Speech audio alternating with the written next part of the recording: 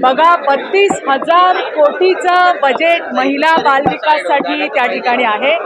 मला तुम्हाला एवढंच आज सांगायचं आहे की जी वचनं निवडणुकीच्या वेळेला दिली होती त्याच्यावरती काम चालू आहे। ज्याच्या घोषणा झाल्या नाही म्हणजे ते होणार नाही असं होत नाही। 2100ची सुद्धा घोषणा ही तुम्हाला ऐकायला येईल, त्याचा निर्णय सुद्धा, आणि त्यामुळे सगळ्याच गोष्टी बजेटमध्ये मांडल्या जातात असंही नाहीये। तीही घोषणा तुम्हाला लवकरच ऐकायला मिळेल। जेव्हापासून लाडकी बहीण योजना आली ती विरोधकांच्या डोळ्यातच खुपत होती।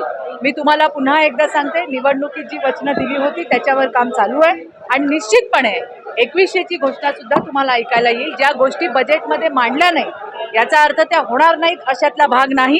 कुठलीही योजना बंद झालेली नाहीये। मला आनंद आहे की 18 नवीन न्यायालय त्या ठिकाणी चालू झाली आहे। मला आनंद आहे की माझ्या बचत गटातल्या सगळ्या भगिनींच्या प्रॉडक्टला विकण्यासाठी उमेद मॉल हे प्रत्येक जिल्ह्यामध्ये त्या ठिकाणी उभे राहणार आहे।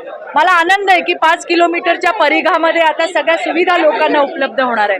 मला आनंद आहे की 20 लाख प्रधानमंत्री आवास योजनेचा जो दुसरा टप्पा आहे त्याच्यामध्ये 20 लाख घरं मंजूर झाली। 10 लाख घरातला पहिला हप्ता जो आहे तो वितरित त्या ठिकाणी झालेला आहे आणि त्यामुळे आरोग्य असेल, बाकीच्या गोष्टी असतील, त्याच्यामध्ये सुधारणा करण्याचं काम हे सरकारने केलेलं आहे। मी तुम्हाला हेच सांगते, महाराष्ट्र प्रगती करतोय। महाराष्ट्र आता थांबणार नाही। देवाभाऊच्या नेतृत्वामध्ये महायुतीच्या सरकारने अतिशय चांगल्या पद्धतीचा बजेट या ठिकाणी मांडलेला आहे। 32,000 कोटीची तरतूद ही महिला आणि बाल विकासासाठी, ज्याचा मला मनापासूनचा आनंद आहे।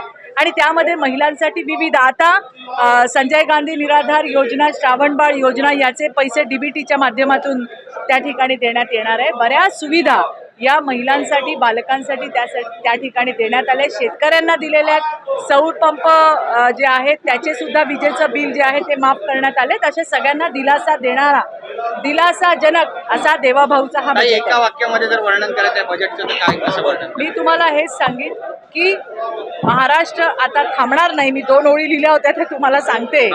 यामध्ये महाराष्ट्राचा वेगवान विकास हाच महायुतीचा ध्यास, एवढं मी तुम्हाला नक्की सांगेन।